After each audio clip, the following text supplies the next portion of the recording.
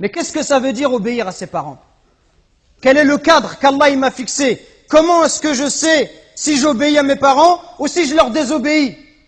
Peut-être que j'ai répondu à mes parents, peut-être que j'élève la voix sur eux, peut-être que je leur crie dessus, peut-être même, wal'iyadhu billah, à notre époque, il n'y a rien d'étonnant, peut-être même que certains, ils insultent leurs parents, voire même ils lèvent la main sur eux ou ils les frappent. Et on entend parfois, wal'iyadhu billah, des gens qui vont insulter, qui vont tuer leurs parents pour l'héritage. La règle, le cadre, c'est ce verset coranique. Allah Azza wa Jal, il nous dit, et ton Seigneur a décrété n'adorer que lui. Ça, c'est le droit d'Allah sur ses serviteurs. D'adorer Allah et de ne pas lui donner des associés. Et de marquer de la bonté envers les pères et mères. Si l'un d'eux ou tous deux doivent atteindre la vieillesse auprès de toi, si tes parents ils vont vieillir auprès de toi, ça veut dire quoi? Dans ta maison. Dans ta maison, ça veut dire que tu les mets pas dans une maison de retraite, comme on fait aujourd'hui, où dès que les parents ils sont vieux, on les prend, on les jette dans la maison de retraite, et on vient les voir une fois dans l'année. Et tout le reste de l'année, on ne s'occupe pas d'eux. Non, Allah il te dit, s'ils atteignent la vieillesse, auprès de toi. Quand tes parents ils sont âgés, ils restent chez toi. Parce que quand tu étais petit, ils t'ont pas envoyé dans une pension, ils t'ont gardé chez eux, et ils sont occupés de toi. S'ils atteignent la vieillesse, ne leur fais point fi, ne leur dis pas pff. Ça, juste le fait de dire mes frères et sœurs. Comprenez bien ce qu'Allah nous demande. Le simple fait de dire à son père, pff, ça c'est interdit. Que dire de celui qui se plaint et qui dit à son père ou à sa mère, tu comprends rien, mais c'est toujours pareil avec toi, mais ceci, mais cela. Allah il t'a interdit de juste dire pff.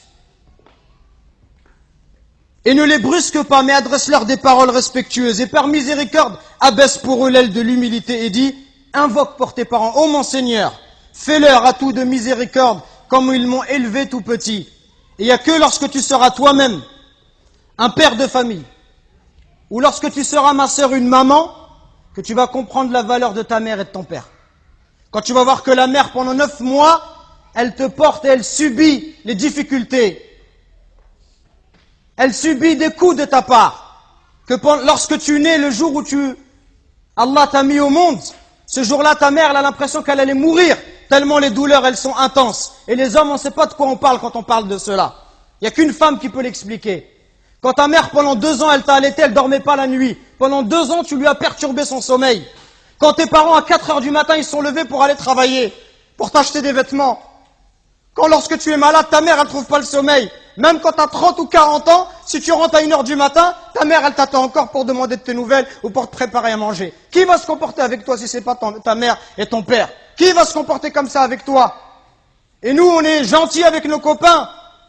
À n'importe quelle heure, on répond à l'appel de nos amis qui nous demandent de l'aide, on les aide. Mais est-ce qu'on aide nos parents? Est-ce qu'on est à leur écoute? Est-ce qu'on leur donne du temps? Est-ce qu'on leur montre du respect?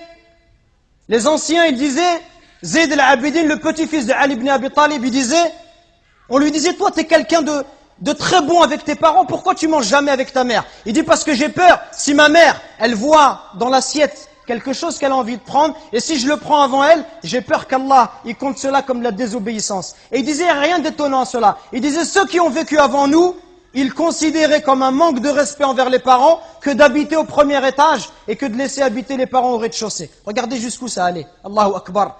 Le simple fait d'être au-dessus de sa mère, au premier étage, sa mère au rez-de-chaussée, ils considéraient ça comme un manque de respect.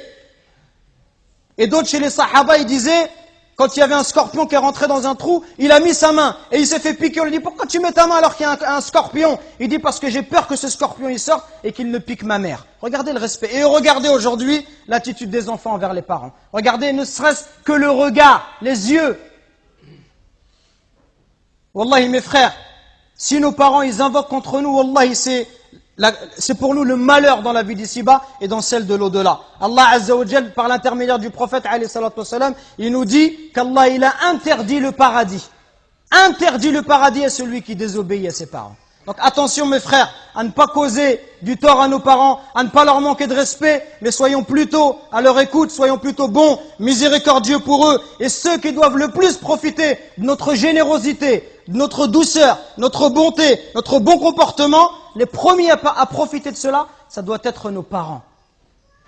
Parce que viendra un jour où ils vont partir, Et le jour où ils vont partir, tu vas regretter. Et tu vas dire, ah, si je pouvais encore faire du khair à mon père, si je pouvais encore faire du khair à ma mère. Nous récoltons vos dons pour la construction d'une nouvelle mosquée à Longjumeau. Walillahi alhamd. Barakallahu fikum. Qu'Allah il accepte ces dons de votre part. Et continuons, Inch'Allah. Et bi'idhnillah, dans pas longtemps, on espère avoir de bonnes nouvelles. Qumu ila salatikum yarhamni wa yarhamkumullah.